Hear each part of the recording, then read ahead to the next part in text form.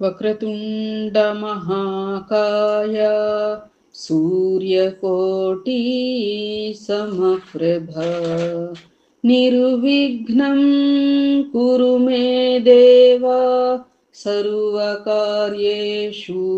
సర్వదా. గురుబ్రహ్మా గురుర్విష్ణుః గురుర్దేవో మహేశ్వరః. గురుః సాక్షాత్ పరబ్రహ్మ తస్మై శ్రీ గురవే నమః. శరదా శరదాంభోజ వదనా వదనాంబుజే సర్వదా సర్వదాస్మాకం సన్నిధిః సన్నిధిం క్రియాత్. ఔదుంబరః కల్పవృక్షః కామధేనుశ్చ సంగమః. చింతామణిగురోః పాదౌ దుర్లభౌ భువనత్రయే. ఓం గం గణపతయే నమః. సద్గురవే నమః. శ్రీ మహాసరస్వత్యై నమః. ఓం ద్రాం దత్తాత్రేయాయ నమః. మనము శ్రీ గురు చరిత్ర 39-40 అధ్యాయాలకు చేరుకున్నామమ్మా. నేటి పారాయణ ప్రకారం గత పారాయణ రీత్యా మనం ఆ యొక్క భాస్కర శర్మ కడు పేదవాడు బ్రాహ్మణ సమారాధన చేయటానికని చెప్పి ఆ యొక్క గాణగాపురం చేరిన 3 నెలల తర్వాత అతనికి శ్రీవుల వారు సమారాధనకు అవకాశం ఇవ్వటం, అంతటి పేద బ్రాహ్మణుడు పెట్టేటువంటి ఆహారం ఒక్కరికైనా సంతృప్తిగా వస్తుందా అని అనుకుంటున్న ఆలోచనలు, సందేహాలు అన్నీ కూడా అతని విషయంలో పటాపంచలైపోయి 4,000 మందికి అతని చేత శ్రీగురుల వారు సమారాధన చేయించినటువంటి వృత్తాంతం మనం ఎంతో క్షుణ్ణంగా చెప్పుకున్నాము. నేటి రీత్యా అసాధ్యాన్ని సుసాధ్యం సద్గురువు ఎలా చేస్తారు అనేటువంటి గొప్ప వృత్తాంతం కథాంశం చెప్పుకోవడానికి ప్రయత్నం చేద్దాం.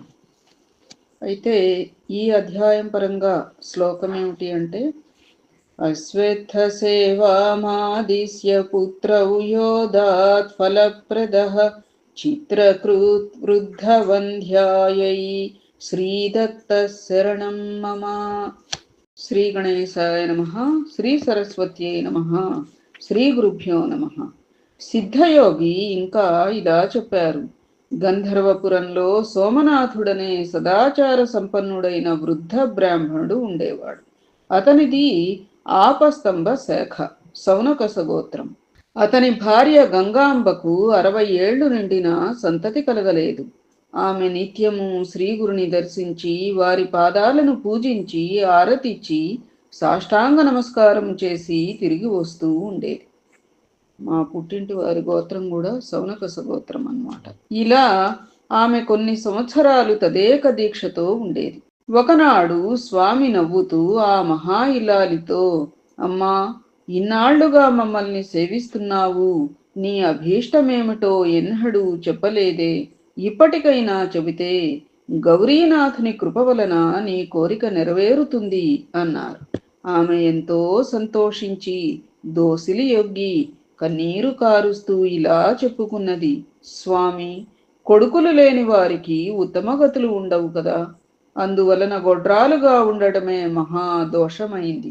నేను మహా పాపిష్టినైన కారణంగానే నాకు బిడ్డలు కలగలేదు అని అందరూ నన్ను యవగించుకుంటున్నారు. దానికి తోడు మాతృత్వం లేకుంటే స్త్రీల జీవితాలకు సంతృప్తి కలగదు కదా. పితృదేవతలు కూడా తమ కులంలో ఒక్క మగబిడ్డ జన్మిస్తే తమకు తిలోదకాలు లభిస్తాయని ఎంతో ఆశతో ఎదురు చూస్తూ ఉంటారు. బిడ్డలు లేని ఇల్లు ఇల్లే కాదు.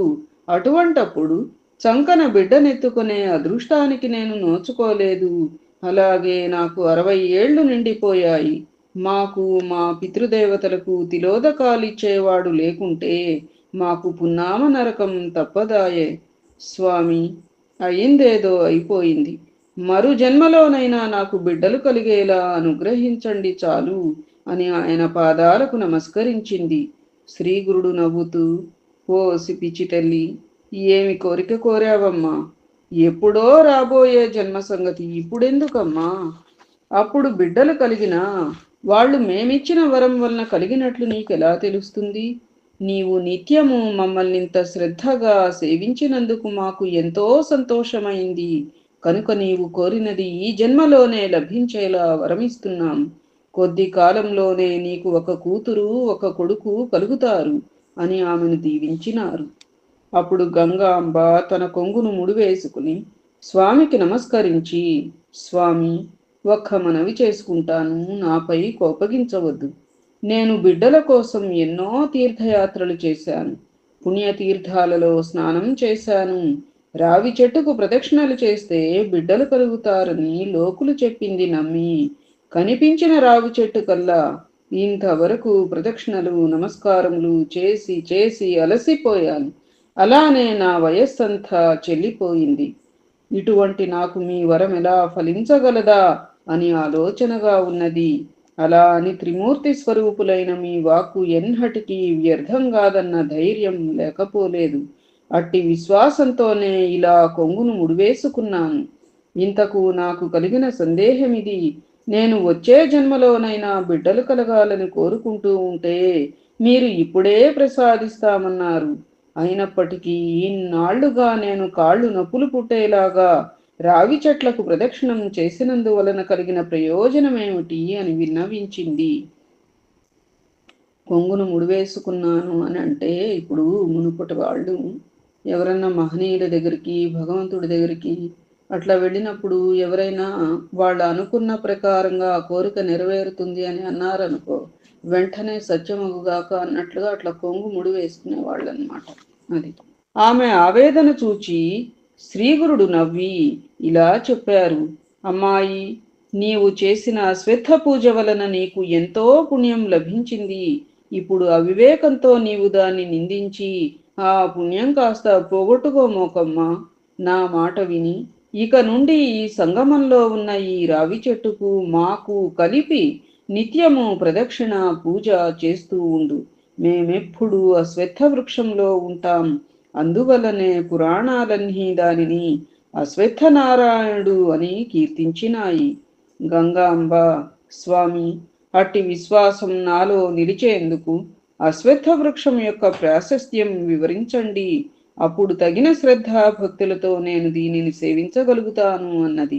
శ్రీగురుడు ఇలా చెప్పసాగారు, అశ్వత్థ వృక్షంలో సర్వ దేవతలు ఉంటారు. దాని మాహాత్మ్యం గురించి బ్రహ్మాండ పురాణంలో నారద మహర్షి చెప్పాడు. అశ్వత్థమే నారాయణ స్వరూపం. ఆ వృక్షం యొక్క మూలమే బ్రహ్మ, దాని మధ్య భాగమే విష్ణువు, దాని చివరి భాగమే శివుడు. మూలతో బ్రహ్మరూపాయ, మధ్యతో విష్ణు రూపాయ, అగ్రతో శివరూపాయ వృక్షరాజాయ నమః అని మనం నమస్కారం చేసుకుంటూ ఉంటాం కదా అశ్వత్థ వృక్షాన్ని. కనుక దానిని పూజిస్తే త్రిమూర్తులను పూజించినట్లే. అలానే త్రిమూర్తులు దాని యొక్క దక్షిణ, పడమర, ఉత్తర దిక్కులలోని కొమ్మలు, తూర్పు దిక్కుకున్న కొమ్మలలో ఇంద్రాది దేవతలు ఉంటారు. దాని వ్రేళ్లలో మహర్షులు, గో బ్రాహ్మణులు, 4 వేదాలు ఉంటాయి. సప్త సముద్రాలు, పుణ్యనదులు తూర్పు కొమ్మలలో ఉంటాయి. ఆ చెట్టు యొక్క మూలంలో అకారం, మానులో ఉకారం, దాని పండ్లు మకారం. ఆ వృక్షమంతా కలిసి ప్రణవ స్వరూపమే, అంటే ఓంకార రూపం అన్నట్లుగా. ఇక ఆ చెట్టు యొక్క మహిమను ఎవరు వర్ణించగలరు? అది సాక్షాత్తు కల్పవృక్షమే. ఈ వృక్షాన్ని సేవించవలసిన విధానం నారద మహర్షి ఇలా చెప్పారు. అశ్వత్థ ప్రదక్షిణం చైత్ర, ఆషాఢ, పుష్యమాసాలలోను, అంటే ఇప్పుడే జనవరిలో, గురు శుక్రమౌఢ్యాలలోను, శుక్రమౌఢం కూడా నడుస్తోంది ఇప్పుడు మనకి, కృష్ణపక్షం, కృష్ణపక్షంలోనూ ప్రారంభించకూడదు. అది ఇంకా ఈ మాసాల్లో చేయమంటారు అనుకుని ఇట్లా ప్రారంభించకూడదుట అమ్మ. పుష్యము, శుక్రమౌఢమి, కృష్ణపక్షం వాటిల్లో అశ్వత్థ ప్రదక్షిణం చేయకూడదు. శుభముహూర్తంలో స్నానాదులు చేసుకుని శుచి అయి ఉపవసించి మరీ ప్రారంభించాలి. ఆది సోమ శుక్రవారాలలోనూ సంక్రమణ సమయాలు మొదలైన నిషిద్ధ సమయాలలోనూ రాత్రి భోజనమైనాక ఈ వృక్షాన్ని సేవించకూడదు. సాధకులు మొదట ఆత్మస్థుతి, పరనింద, జూదము, అసత్యములను విడిచిపెట్టాలి. ప్రవహిస్తున్న నీటిలో గుడ్డలతోనే స్నానం చేసి ఉతికిన వస్త్రాలు ధరించి మొదట గణపతిని పూజించి కలశాలలో గంగాయమునలను పూజించాలి. అప్పుడు సంకల్పం చెప్పి అశ్వత్థ వృక్షానికి భక్తితో 7 సార్లు అభిషేకించాలి.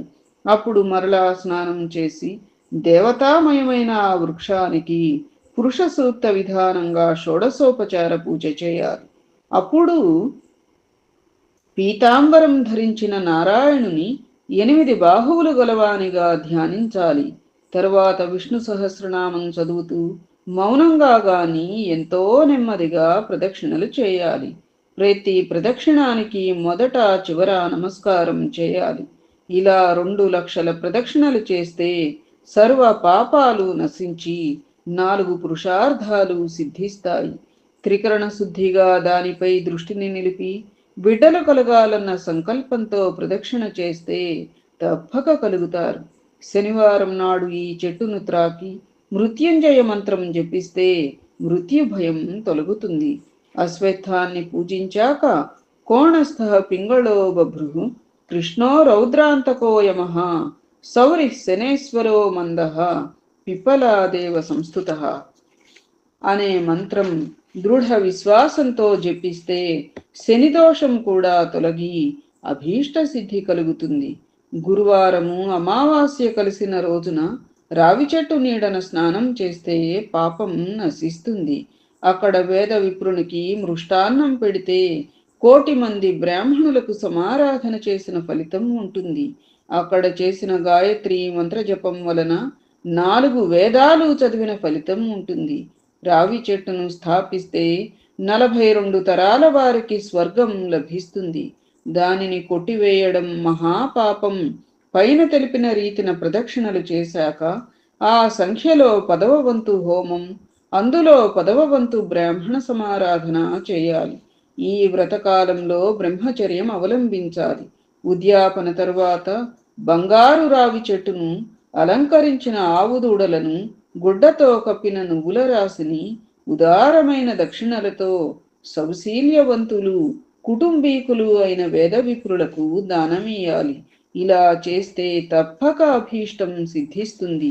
అమ్మా, అశ్వత్థ మాహాత్మ్యం తెలిసింది గనుక ఇంక దాన్ని నిందించక ఎట్టి సంశయము పెట్టుకోకుండా అలా చేయి, నీ అభీష్టం నెరవేరుతుంది అన్నారు. అప్పుడు గంగాంబ, స్వామి, 60 సంవత్సరాలు నిండిన నేను పుట్టుక నుండి వంధ్యను. నాకు బిడ్డలెలా కలుగుతారు? అయినా నాకేమి, ప్రత్యక్షంగా మీ పాదాలు ఉండగా మరలా ఈ రావి చెట్టును సేవించడం ఎందుకా అని అనిపిస్తున్నది. ఏది ఏమైనప్పటికీ గురువు మాట కామధేను అని వేదాలు శాస్త్రాలు చెబుతున్నాయి కనుక నమ్మి త్రికరణ శుద్ధిగా సేవిస్తాను అని చెప్పింది. ఆమె నాటి నుండి 3 రోజులు ఉపవసించి 3 పూటల షట్కూల తీర్థంలో స్నానం చేసి గురువు చెప్పినట్లు అశ్వత్థాన్ని సేవించి దానికి 7 బిందెల నీళ్లు పోసి శ్రీగురు సహితంగా దానిని పూజించింది. ఆ 3 రాత్రులు ఆ దంపతులు సంగమంలోనే ఉన్నారు. 3వ నాటి రాత్రి ఆమెకు స్వప్నంలో ఒక బ్రాహ్మణుడు కనిపించి, అమ్మాయి, నీ కోరిక తీరింది. ఉదయమే శ్రీగురుని పూజించి ఆయనిచ్చిన ప్రసాదం అక్కడికక్కడే తిను అన్నారు.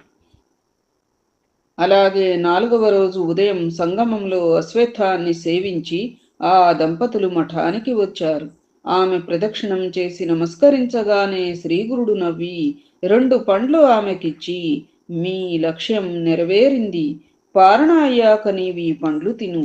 నీకు ఒక కూతురు ఒక కొడుకును ఇస్తున్నాము. ఇంటికి వెళ్ళి పారణ భోజనం చేసి బ్రాహ్మణులకు దానమియ్యి అని చెప్పారు. ఆమె అలానే చేసింది. ఆ రోజే సూర్యాస్తమయ సమయానికి ముందే ఆమె రజస్వల అయినది. 4వ రోజున స్నానం చేసిన తరువాత ఆమె భర్తతో కూడా శ్రీగురుని వద్దకు వచ్చి గురు పూజ చేసింది.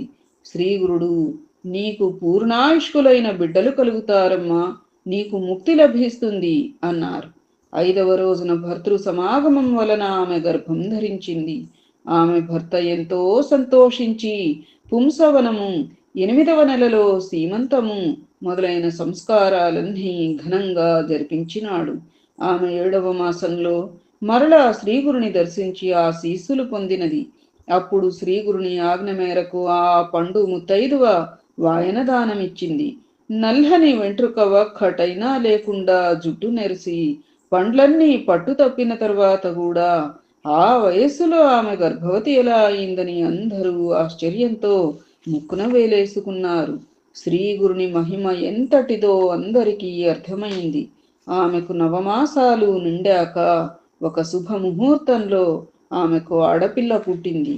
దైవజ్ఞులు ఆమె శుభజాతకురాలని చెప్పారు. ఆ బిడ్డకు శ్రీగురుని పేరుట సరస్వతి అని పేరు పెట్టుకున్నారు. 11వ రోజున ఆ బాలెంతరాలు నడుము కట్టు వేసుకుని బిడ్డనెత్తుకుని భర్తతో కలిసి శ్రీగురుని దర్శించింది. బిడ్డను ఆయన ముందుంచి, వంధ్యమైన వృక్షం మీ కటాక్షంతో ఫలించింది స్వామి. అది సుఫలమైతేనే బాటసారులు సేవిస్తారు. వ్యర్థ ఫలానికంటే వంధ్యాత్వమే మేలు అని శ్రీగురుని పాదాలకు నమస్కరించింది. అంటే ఆ పుట్టిన పిల్లలు చక్కగా ప్రయోజకులవ్వాలి, అప్పుడే కదా మరి సంతోషం అన్నట్లుగా. అది ప్రయోజకులైన పిల్లలు ఉంటేనే కదా మంచి జన్మ పెద్దవాళ్ళకి కదమ్మా. అట్లా అందుకని సుఫలమైతేనే ఒక ఒక వృక్షం అది ఫలవృక్షమై చక్కగా దాని వలన ఉపయోగం ఉంటేనే బాటసారులు సేద తీరుతారు అన్నట్లుగా. వ్యర్థ ఫలానికంటే వంధ్యాత్వమే మేలు అన్నట్లుగా. అది స్వామి వాత్సల్యంతో, పుత్రవతి లేవవమ్మా అని ఆ బిడ్డను చూచి, ఇది ఆడపిల్లే గాని మగపిల్లవాడు గాడే అంటూ ఆమెను చూచి నవ్వి, ఇంకా సందేహించనక్కర్లేదమ్మా, నీకు కొడుకు కూడా పుడతాడు అని చెప్పారు.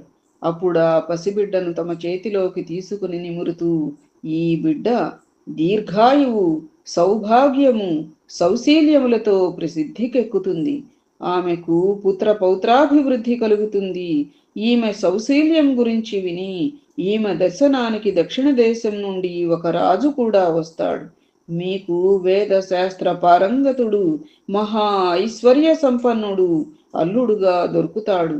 కానీ మీకెలాంటి పుత్రుడు కావాలి? 100 సంవత్సరాలు జీవించే మూర్ఖుడు కావాలా, లేక 30 సంవత్సరాల ఆయుష్ గల విద్వాంసుడు కావాలా అన్నారు. గంగాంబ విద్యావంతుడు, సుగుణాల సంపన్నుడు అయిన కొడుకునే ప్రసాదించండి, అతనికి 5గురు పిల్లలు కలిగేలా దీవించండి అని చెప్పి స్వామికి నమస్కరించింది. స్వామి తథాస్తు అని ఆమెను దీవించి పంపివేశారు. 1 సంవత్సరంలో ఆమెకు పుత్రుడు పుట్టాడు. అతనికి కూడా నృసింహ అని శ్రీగురుని పేరే పెట్టారు. వాడు కొంతకాలానికి మహాపండితుడై 5గురు బిడ్డలను కన్నాడు. గంగమ్మ కూతురు సరస్వతికి కూడా గొప్ప యజ్ఞ దీక్షితునితో వివాహమైంది.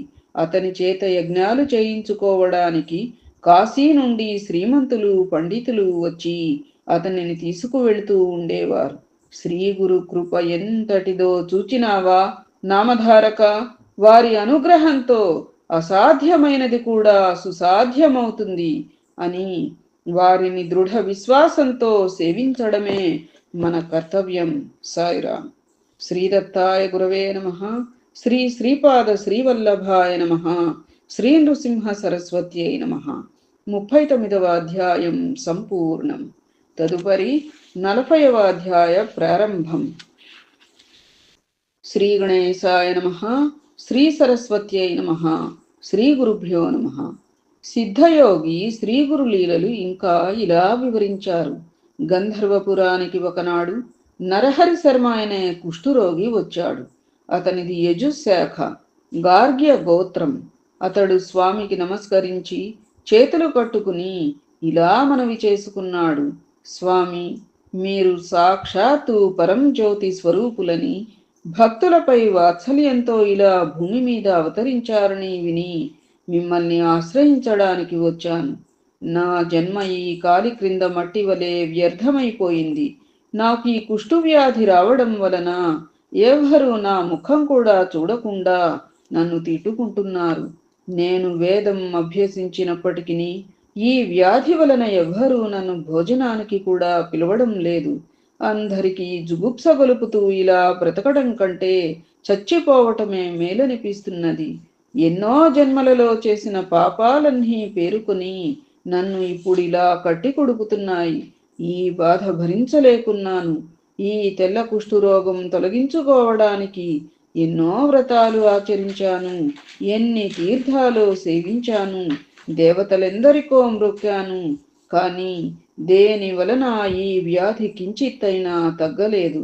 చివరకు మీరే దిక్కని ఇక్కడకు వచ్చాను. నాపై మీకు కూడా దయ కలగకుంటే నా ప్రాణాలిక్కడే వదలాలని నిర్ణయించుకున్నాను. నన్నెలాగైనా ఉద్ధరించండి స్వామి అని ఏడుస్తూ సాష్టాంగ నమస్కారం చేశాడు. శ్రీగురుడు అతనిని కరుణించి లెమ్మని చెప్పి, విప్రుడా, ఇదివరకు ఎన్నో పాపాలు చేశావు కనుకనే నీకు ఈ కుష్టు వ్యాధి వచ్చింది. అది తొలగిపోవడానికి నీకొక ఉపాయం చెబుతాము. దాని వలన నీవు శుద్ధుడవై దివ్యమైన శరీరాన్ని పొందుతావు అన్నారు. సరే గాని మనం శ్లోకం చెప్పుకోలేదు కదా. శ్లోకం ఏమిటి అంటే, కారయిత్వా శుష్క కాష్ఠ సేవాం తద్వృక్షతాం నయన్ విప్రకుష్ఠం జహారాసౌ శ్రీదత్త శరణం మమ అని. ఇంతలో ఒక వ్యక్తి కొన్ని ఎండుకట్టె పుల్లలు తీసుకుని అటుగా వెళ్తున్నాడు. అందులో ఒక మేడి చెట్టు కొమ్మలు కూడా ఉన్నాయి. ఆ చెట్టు ఆ ప్రాంతంలోనే 4 సంవత్సరాల క్రిందట ఎండి మోడైపోయింది. ఆ యతీశ్వరుడు వాటిలోని ఒక మేడుకర్రను చూపి నరహరితో, నాయనా, నీకీ మేడి కట్టె ఇప్పిస్తాను. నీవు దానిని తీసుకొని పోయి మా మాట యందు దృఢ విశ్వాసం ఉంచి మేము చెప్పినట్లే చెయ్యి. దానిని సంగమంలోని సంగమేశ్వరాలయం వద్ద భీమానది ఒడ్డున భూమిలో నాటు. నిత్యము స్నానం చేసి ఈ రావి చెట్టుకు ప్రదక్షిణలు చేసి 2 చేతులలో 2 కుండల నిండుగా నీరు తెచ్చి 3 పూటల ఆ ఎండుకట్టెకు పోస్తూ ఉండు. అది ఎప్పుడు చిగురిస్తుందో అప్పుడే నీ పాపం పోయి నీ శరీరం స్వచ్ఛమవుతుంది, వెళ్ళు అని చెప్పారు. నరహరి ఆయన మాటపై సంపూర్ణమైన విశ్వాసం ఉంచి ఆ కట్టెను భక్తితో నెత్తిపై మోసుకొని పోయి ఆయన చెప్పినట్లే చేయసాగాడు. అతడు నిత్యము దీక్షగా దానికి నీరు పోయడం చూచిన వారంతా నవ్వి, ఓరి వెరి బ్రాహ్మణుడా, నీకేమైనా మతిపోయిందిట్రా, నీవు ఎన్ని రోజులు ఇలా నీళ్లు పోస్తే మాత్రం ఆ ఎండుకట్టె మళ్ళీ చిగురిస్తుందా? నిజంగా నీ మీద శ్రీగురుడికి దయ కలిగితే ఇదంతా ఎందుకు? అనుకున్నది వెంటనే జరిగిపోదా? అది ప్రయత్నాలు పనికిరావు. అనుకోగానే అయిపోవాలి పనులు. ప్రయత్నం చేయమని ఏదన్నా సూచిస్తారా అంటే అది, అథవా ఎవరన్నా చేస్తున్నా పాపం వాళ్ళని ఇట్లా వాళ్ళ సంకల్పం నుంచి బయటకు తెచ్చే దుష్ట శక్తులు కొన్నట్లా ఉంటూ ఉంటాయి. అందుకని శ్రీగురుల వారు ఏం చెప్పారు ఇందాక ముందరే, దృఢ విశ్వాసం ఉంచి మేము చెప్పింది చెప్పినట్లు చెయ్యి అన్నారు కదా. అయితే నీకు ఈ జన్మలో ఈ రోగం కుదిరే యోగ్యత లేదు అని సూచించడానికే శ్రీగురుడు నీకిలా చెప్పారు. అటువంటప్పుడు ఈ జబ్బుకి తోడు ఇంత ప్రయాసపడతావెందుకు అని నిరుత్సాహపరుస్తూ ఉండేవారు. ఇలా 1 వారం రోజులు గడిచిపోయాయి. అతడు మాత్రం తన విశ్వాసం కొంచెం కూడా విడువక, ఈ భూమి మీద మహాత్ములు పలికిన మాటలు ఎంత అమోఘమైనవి, వారు సత్య సంకల్పులు గదా, గురుదేవుల వాక్కు అసత్యమెలా అవుతుంది? వారి కృప వలన చచ్చిన వారెందరో బ్రతకగా లేనిది ఈ ఎండుకట్ట చివురిచ్చటంలో ఆశ్చర్యమేమున్నది అని చెప్పి తాను మాత్రం తన నియమం ప్రకారం చేస్తూ ఉండేవాడు. అందరూ అతని పనికి ఆశ్చర్యపోతుండేవారు. అసలు ముందర కావలసింది ఆ అంకిత భావన. మా గురుసేవలో ఆ అంకిత భావన, ఒక క్రమశిక్షణ. అది వారిలో కొందరు వెళ్ళి శ్రీగురునితో, స్వామి, మీరు ఆ రోజున ఆ కుష్ఠురోగికి ఎందుకలా చెప్పారో గాని ఆ వెర్రి బ్రాహ్మణుడు ఆ మాటలు పట్టుకొని ఈ 1 వారం రోజుల నుండి నీరైనా త్రాగకుండా ఆ కట్టెను సేవిస్తున్నాడు. ఎవరేమి చెప్పినా వినడం లేదు. అతని పిచ్చి అతనికి ఆనందమైనట్లున్నది. ఈ వృధా ప్రయాస ఎందుకు అని చెప్పిన వారందరితో అతను, గురువు చెప్పినట్లు చేయడమే నా పని, వారు అన్నమాట నిలబెట్టుకోవటం వారి పని అని చెప్పి ఉపవాసాలు చేస్తున్నాడు. అతనికి మీరైనా చెప్పండి, లేకుంటే అతడు అలాగే చేస్తుంటాడు అని చెప్పారు. శ్రీగురుడు, ఈ భూలోకంలో గురువాక్యం ఒక్కటే తరింప చేయగలదు. దానిని విశ్వసించగల వారికి కోరినవన్నీ సిద్ధిస్తాయి. దానిని విశ్వసించలేకుంటే వ్యర్థమే. ఎవరి భావం ఎలా ఉంటే వారికి ఫలితం కూడా అలానే ఉంటుంది. అది జయమని జైసభావ తయ తైస అనుభవ అని మనకి షిరిడీ సాయి ఆరతుల్లో రాదు అట్లా. దానిని తెలిపే ఒక వృత్తాంతమున్నది విను. దేవత, మంత్రము, వైద్యుడు, పుణ్యతీర్థం, గురువు, వీటి పట్ల ఎవరికి ఎలాంటి భావం ఉంటుందో వారి ప్రాప్తం కూడా అలానే ఉంటుంది. ఈ సంసార సాగరాన్ని దాటడానికి దృఢమైన భక్తితో, యుక్తితో గురువును సేవించడమే అన్నిటికంటే సులభ సాధనం. గురువే సాక్షాత్తు పరమేశ్వరుడన్న భావనతో సేవించగల వారికి ఫలితం వెంటనే లభిస్తుంది. పూర్వం పాంచాల దేశాన్ని సింహకేతువు అనే రాజు పరిపాలిస్తూ ఉండేవాడు. అతని కొడుకు ధనంజయుడు ధార్మికుడు. ఒకసారి ఆ రాజకుమారుడు వేటకని ఒక నిర్జనమైన ఒక మహారణ్యానికి వెళ్ళాడు. అతడు చాలాసేపు వేటాడి బాగా అలసిపోయాడు. అతనికి బాగా దాహం వేసింది. అప్పుడు ఒక బోయవాడు ఒక కొలను వద్దకు అతన్ని తీసుకుని పోయాడు. ధనంజయుడు దాహం తీర్చుకొని ఆ ప్రక్కనే ఉన్న దేవాలయానికి వెళ్ళి అక్కడ విశ్రాంతి తీసుకుంటున్నాడు. ఆ దేవాలయంలో ఒక ప్రక్కన పడి ఉన్న ఒక శివలింగాన్ని ఆ బోయవాడు తీసుకుని దానిని తదేకంగా చూస్తూ ఎంతోసేపు ఉండిపోయాడు. జన్మవాసన ఏదో కలిగింది. రాజకుమారుడు అది చూచి, నీకు ఈ శివలింగం ఎందుకు అని అడిగాడు.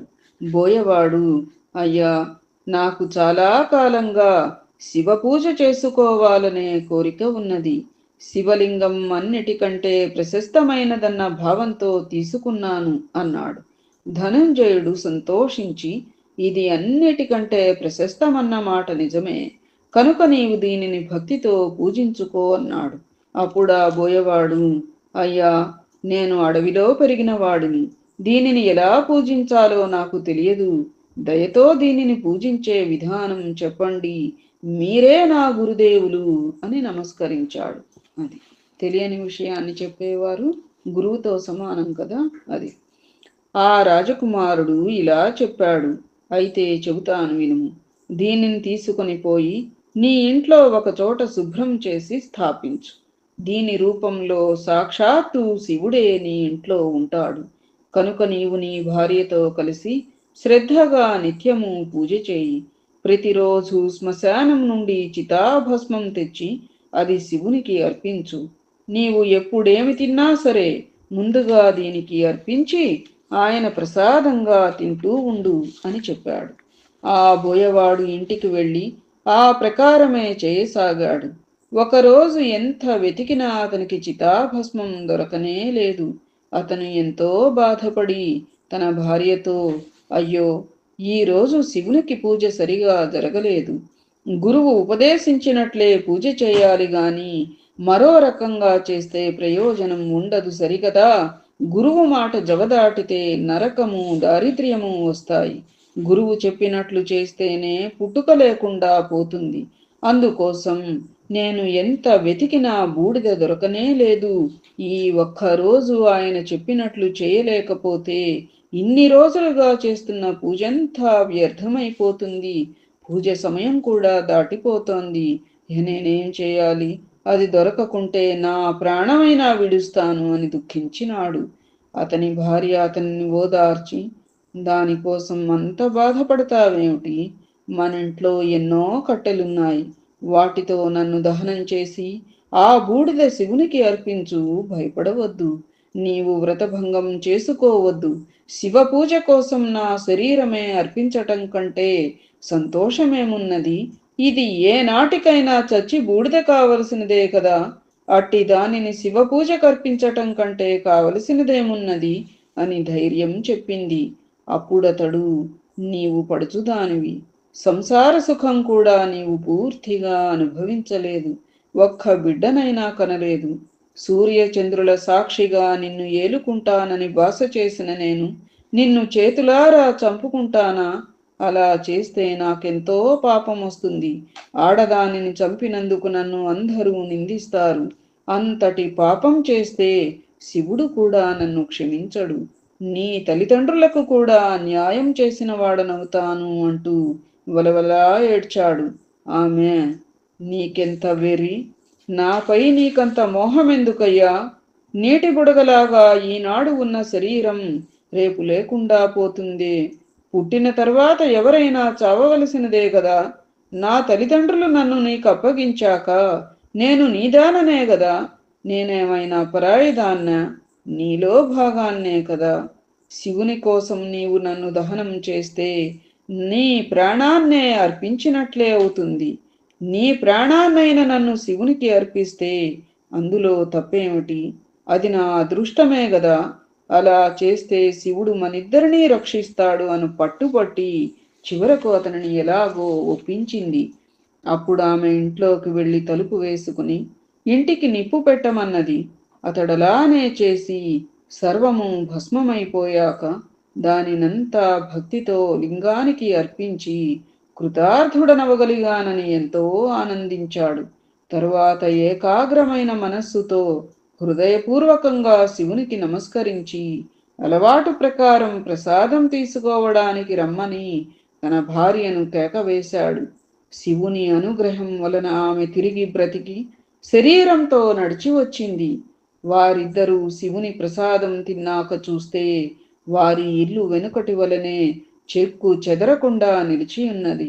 శబరుడు ఆశ్చర్యపడుతూ ఉంటే అతని భార్య, స్వామి, నాలుగు ప్రక్కల ఇల్లంటుకుని మండుతున్నా గాని నాకు అదేమో ఎక్కడ లేని చలి పుట్టింది. నేను ముడుచుకొని పడుకోగానే గాఢంగా నిద్రపట్టింది. తర్వాత ఏమైనదో నాకు తెలియనే లేదు. మీరు పిలవగానే మెలకువ వచ్చి లేచి వచ్చాను. ఆహా, ఏమి ఈ ఈశ్వరుని లీల! అనగానే శివుడు వారికి సాక్షాత్కరించాడు. సాయిరాం.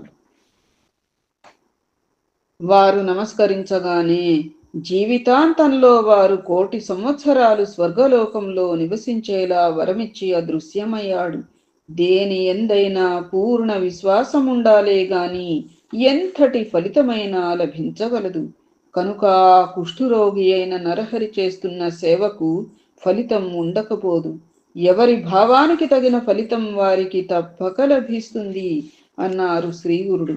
కొద్దిసేపట్లో స్వామి సంగమానికి వెళ్ళి అక్కడ తమ అనుష్ఠానం పూర్తి చేసుకుని ఆ కుష్ఠురోగి వద్దకు వెళ్ళారు. అతడు ఆయన చెప్పినట్లే ఎంతో భక్తి శ్రద్ధలతో చేస్తూ ఉండటం చూచి ఆనందించారు. నరహరి ఆ కట్టెకు నీరు పోసి ఆయన వద్దకు వచ్చి నమస్కరించాడు. ఆయన తమ కమండలంలోని నీరు తీసి ఆ ఎండిన మేడికర్ర మీద చల్లారు. మరుక్షణమే అది చిగురించింది. అనుష్ఠానానికని సంగమానికి వచ్చిన వారంతా ఆశ్చర్యచకితులై చూస్తూ ఉండగానే అది పెరిగి చిన్న మేడి చెట్టయింది. నివ్వెరపోయి దానిని చూస్తున్న నరహరికి కూడా కుష్ఠురోగం అదృశ్యమై అతని శరీరం బంగారు వర్ణంతో మెరిసిపోసాగింది. అతడు ఆనంద భాష్పాలు రాలుస్తూ శ్రీగురుని పాదాలకు భక్తితో నమస్కరించాడు. శరీరమంతటా రోమాంచితమవుతూ ఉంటే పారవస్యంతో అతను శ్రీగురుని ఇలా స్తుతించాడు.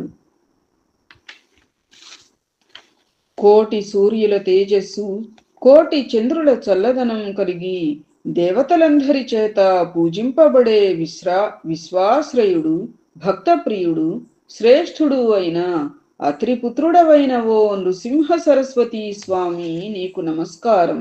నన్ను రక్షించు. మోహపాశమనే అజ్ఞానాంధకారాన్ని నశింపచేయగల జ్ఞాన సూర్యుడవు, విశాలమైన నేత్రములు కలవాడవు, భక్తులకు వరములిచ్చే లక్ష్మీపతివి అయిన ఓ నృసింహ సరస్వతి, నీకు నమస్కారం. నన్ను రక్షించు. మనస్సులో ఉద్భవించిన అరిషడ్వర్గమనే మదగజాన్ని శాసించగల అంకుశము వంటి వారు మీరు. సత్యము, సర్వానికి సారభూతము అయిన పరమాత్మతత్వమే మీరు. భక్త వత్సలుడు, సర్వభూతకర్త అయిన పరమాత్మ యొక్క అవతారాలన్నిటిలో శ్రేష్ఠుడవైన శ్రీవల్లభ, ఓ నృసింహ సరస్వతి, నీకు నమస్కారము. ఆకాశము, వాయువు, తేజస్సు, జలము, భూమి అను పంచభూతాత్మకమైన సృష్టికి కర్తవయ్యుండి సూర్యచంద్రులే నేత్రములుగా గల సర్వ సాక్షివి నీవు. జీవులపై నీకు రాగద్వేషాలు లేకున్నా నీవు భక్తుల పాలిటి కామధేనువు. ఓ గురు, ఓ శ్రీ గురు, ఓ నృసింహ సరస్వతి, నీకు నమస్కరిస్తున్నాను, నన్ను రక్షించు. తామర రేకుల వంటి కన్నులు కలిగి పూర్ణ చంద్రుని వంటి తేజస్సు గల ఓ శ్రీగురు, ప్రచండమైన మా పాపాలను పారద్రోలడానికి దండము ధరించి యతివేషధారులైన ఓ నృసింహ సరస్వతి, నీకు నమస్కరిస్తున్నాను, నన్ను రక్షించు.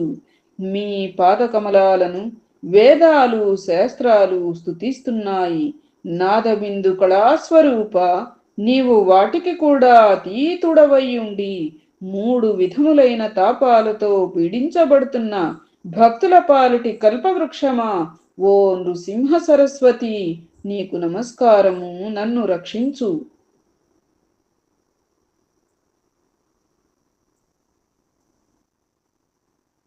అష్టాంగ యోగ తత్వనిష్టతో ఆత్మ సంతుష్టుడవై ఉన్న ఓ జ్ఞానసాగర, కృష్ణ వేణి పంచనదీ సంగమ తీర నివాస, కష్టాలను దైన్యాన్ని దూరం చేసి భక్తులకు కోరినవి ప్రసాదించి తృప్తినిచ్చు ఓ నృసింహ సరస్వతి, నీకు నమస్కరిస్తున్నాను, నన్ను రక్షించు. నిత్యము ఈ నృసింహ సరస్వతి అష్టకం ఎవరు చదువుతారో వారికి జ్ఞానానుసారము దీర్ఘాయువు, ఆరోగ్యము, సర్వ సంపదలు, 4 పురుషార్థాలు లభిస్తాయి. ఈ అష్టకం ఘోరమైన సంసారమనే సముద్రాన్ని తరించడానికి మంచి సాధనం.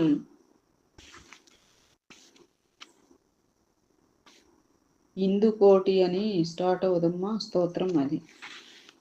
నరహరి శర్మ కన్నీటితో స్వామి పాదాలభిషేకించి వాటిని విడువక అలానే పడి ఉన్నాడు. శ్రీగురుడు అతనికి అభయమిచ్చి జ్ఞానరాశి వవుదువుగాక అని అతనిని ఆశీర్వదించి చేయి పట్టి లేవదీశారు. అక్కడ చేరిన వారందరూ ఆ గురు మాహాత్మ్యం చూచి ఆశ్చర్యపోయి ఆయనకు నమస్కరించారు. అప్పుడు వారందరినీ తీసుకొని ఆయన గంధర్వపురంలోని తమ మఠానికి చేరుకున్నారు. ఆ గ్రామంలోని వారందరూ ఆ లీల గురించి విని భక్తితో శ్రీగురుని దర్శించి ఆయనకు ఆరతులిచ్చారు. నరహరి ఆనాడు వారందరికీ సమారాధన చేశాడు. తరువాత శ్రీగురుడు అతనిని దగ్గరకు పిలిచి, నాయనా, నీ పట్ల మాకు ఎంతో ప్రీతి కలిగింది. నీవు గోవులు సంపదలతో ఐహిక సుఖాలన్నీ అనుభవించగలవు. నీ వంశంలో జన్మించిన వారందరూ వేద శాస్త్రజ్ఞులు, శతాయుష్మంతులవుతారు. నీకు 3 కొడుకులు పుడతారు. వారిలో ఒకడు యోగి అయి మా సేవ చేస్తాడు. నీకు పారమార్థికమైన శ్రేయస్సు కూడా లభిస్తుంది అని ఆశీర్వదించారు. తరువాత శ్రీగురుడు అతనికి అష్టాంగ యోగమును ఉపదేశించి విద్యా సరస్వతి మంత్రాన్ని కూడా ఉపదేశించి, నీకు యోగీశ్వరుడు అని పేరు పెడుతున్నాం. నీ భార్యాబిడ్డలను తీసుకొని వచ్చి మా సన్నిధిలోనే ఉండు అని చెప్పారు.